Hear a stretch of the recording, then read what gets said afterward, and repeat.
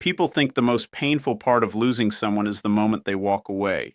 They imagine slammed doors, final arguments, shattered promises echoing through empty rooms. But they are wrong. The most dangerous part isn't when someone leaves. The real pain begins when they stay, long after their love has already disappeared, because that is where the true horror lives. Not in abandonment, but in presence without connection, in the cold shape of someone sitting beside you while feeling galaxies away, in the slow realization that you have been pouring your soul into a vessel with no bottom, watching your love vanish like water into cracked stone. And for the empath, this is a uniquely devastating prison, because empaths do not leave easily. They endure. They rationalize. They forgive until forgiveness becomes self-erasure. They convince themselves that if they love harder, understand deeper, sacrifice longer, eventually the other person will awaken and love them back. But the true horror begins when something inside them finally sees the truth. Not with rage, not with tears, not even with heartbreak, but with silence, a terrifying silence. A switch flipping somewhere deep in the architecture of the soul. And once it happens, there is no going back. Stay with me, because what happens next changes everything. Chase Hughes discovered something unsettling about the human psyche. He understood that emotional collapse is rarely destruction. It is often transformation disguised as loss. According to Jungian psychology, there is a phenomenon called enantiodromia, the principle that when something is pushed too far in one direction, it inevitably transforms into its opposite.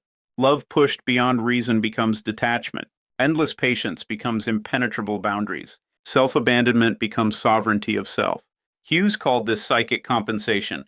The unconscious mind, desperate for equilibrium, begins reclaiming what was lost. And for the empath, this process is terrifying, because they have often spent years betraying themselves in the name of preserving others. Years becoming a sponge for pain, absorbing disappointment like black rain seeping into stone. They become emotional shock absorbers for people who never learned how to carry their own suffering. They become bridges for people who only know how to burn crossings. They become wells people drink from until nothing remains but cracked earth. And still they stay. Because empaths are wired to understand, to excuse cruelty as woundedness, to interpret neglect as fear, to mistake inconsistency for hidden pain. They can see the child hiding inside the manipulator, the frightened soul beneath the mask. And this vision becomes their prison, because seeing someone's brokenness makes it nearly impossible to condemn their behavior. So they forgive again and again and again. They silence their own intuition to preserve someone else's comfort. They bury anger so deeply it becomes depression. They swallow disappointment until it calcifies into exhaustion. They lose themselves molecule by molecule, dissolving into the needs of another person until they can no longer remember where their own identity begins. This is self-abandonment. And Hughes understood something terrifying about self-abandonment. The psyche always collects its debt. Every suppressed truth waits in darkness. Every denied instinct sharpens itself in silence. Every boundary ignored becomes pressure building behind a locked gate. Until one day, the gate breaks, and that is the first way an empath knows it is time to let someone go. The apologies stop reaching them. This confuses manipulators more than anything, because for years apologies worked. A trembling voice, a practiced explanation, a bouquet of temporary remorse, and the empath would soften. Hope would bloom again like flowers in poisoned soil. But then something changes. The words arrive and nothing moves. No ache, no relief, no desperate urge to repair. The apology lands like dead leaves against concrete, weightless, meaningless. And this is not bitterness. It is ego dissolution. The illusion is shattered. The nervous system no longer confuses performance for sincerity. The signal has gone dark. The receiver is shut down. And for the first time, the empath feels the terrifying calm of radical acceptance. They are not waiting for change anymore, because they finally understand. If someone wanted to transform, they would have. The bridge collapses silently behind them. No explosion, just absence. The second way they know, the guilt stops working. This is perhaps the most chilling shift of all. Manipulators survive through emotional hooks. Guilt is one of their sharpest tools. After years of conditioning, they know exactly which strings to pull. You're abandoning me. You've changed. I thought you cared. You're just like everyone else. These words once struck like arrows. The empath would fold instantly, crushed beneath manufactured responsibility. But now, nothing. The arrows hit armor forged in fire. They fall harmlessly to the ground. Because shadow integration has begun, Hughes believed suppressed traits return stronger. And nowhere is this clearer than in the empath's relationship with selfishness. For years, they feared becoming selfish. So they became selfless to the point of annihilation, but eventually the shadow returns. And what emerges is not selfishness. It is self-respect, a fortress rising where ruins once stood, locked gates replacing open wounds. The part they feared became the part that saved them. They did not become cold. They became complete. And when guilt no longer penetrates, manipulation loses oxygen. The manipulator panics. They escalate. They love bomb harder, apologize louder, perform desperation with theatrical precision. But the empath sees through it now, like watching an actor forget they are still on stage. The illusion is broken. The spell cannot be recast. The third way they know it is time to let go. They stop explaining themselves. This is where psychological sovereignty begins. For years, they explained everything: their pain, their needs, their boundaries, their exhaustion. They believed if they could just communicate clearly enough, they would finally be understood. But understanding was never the issue. The other person understood perfectly. They simply benefited from pretending not to. And once the empath realizes this, something ancient awakens, a lock turns, a final seal closes. They no longer waste breath translating their suffering into digestible language. They stop pleading for basic decency. They stop offering evidence for why they deserve respect. Because truth does not require defense. It simply stands, silent, unmoved, like a mountain refusing to argue with the storm. And this silence terrifies manipulators. Because explanation is negotiation, and negotiation leaves room for control. But when explanation disappears, so does access. The house is finally secured. The doors are bolted. The lights have gone out. And no amount of knocking will reopen what has sealed itself from within. The fourth way they know, hope disappears. This sounds tragic. It is not. It is liberation. Hope can be beautiful. But misplaced hope is emotional captivity. It is the leash that keeps empaths tied to impossible futures.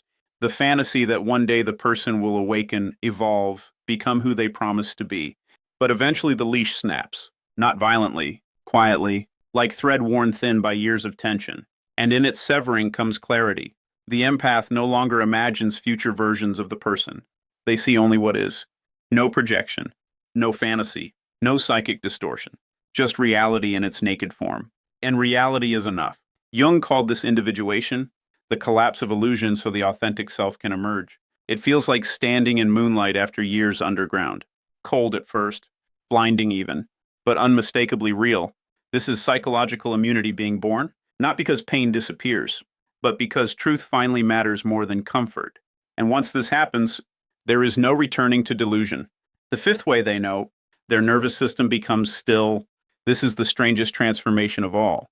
For so long, their body was chaos. Hypervigilance, anxiety, overthinking, the constant scanning for emotional weather shifts.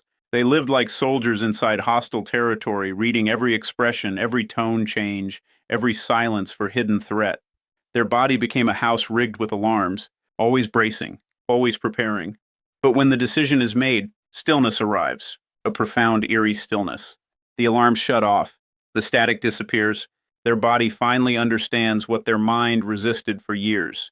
It is over, and peace floods in like water filling a long, dry well. This is psychic equilibrium, the nervous system returning to its natural state, the soul remembering what safety feels like. It is hauntingly beautiful, because the empath realizes how long they confused anxiety for love, how often they mistook emotional chaos for passion, how many sleepless nights they called devotion. And in this realization comes grief, but also freedom, because once peace becomes familiar, chaos becomes unbearable. And finally, the sixth way they know it is time to let someone go. Indifference arrives, not hatred, not revenge, not emotional numbness, indifference. And this is the final evolution, the sacred threshold, because hatred is still attachment, pain is still attachment, even longing is attachment. But indifference is transcendence. It is the soul stepping beyond the battlefield entirely. The manipulator senses this instantly, and it terrifies them, because there is nothing left to control, no wound to reopen, no memory to exploit, no emotional hook to catch.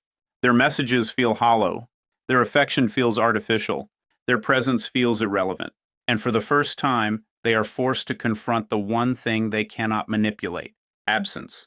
The empath has become unreachable, not because they built walls out of fear, but because they became whole enough to no longer require what was harming them. This is shadow integration completed. The lost self has returned. The abandoned inner child has been reclaimed. The fractured psyche has fused into sovereignty. And here lies Hughes' most haunting truth. The empath was never too much, never too sensitive, never too difficult to love. They were simply offering oceans to people only capable of holding cups. And when they finally stop pouring, the world changes. Not outside, inside. The silence that follows is not emptiness. It is expansion, like standing inside a cathedral after the final bell has rung. Stillness so complete it feels holy. This is what becoming whole sounds like. No more chasing, no more proving, no more shrinking to fit someone else's comfort. They no longer wait to be chosen. They have already chosen themselves. And that is the final terror for those who once fed on their light. Because once an empath awakens, they never sleep the same way again. The doors remain locked. The gates remain sealed. The bridge remains collapsed. And on the other side stands someone unrecognizable, not broken, not bitter, but sovereign, radiant in their detachment, untouchable in their peace, the person they were always becoming. They were never losing you. They were finding themselves, and the silence you hear now is not abandonment. It is the sound of a soul becoming whole,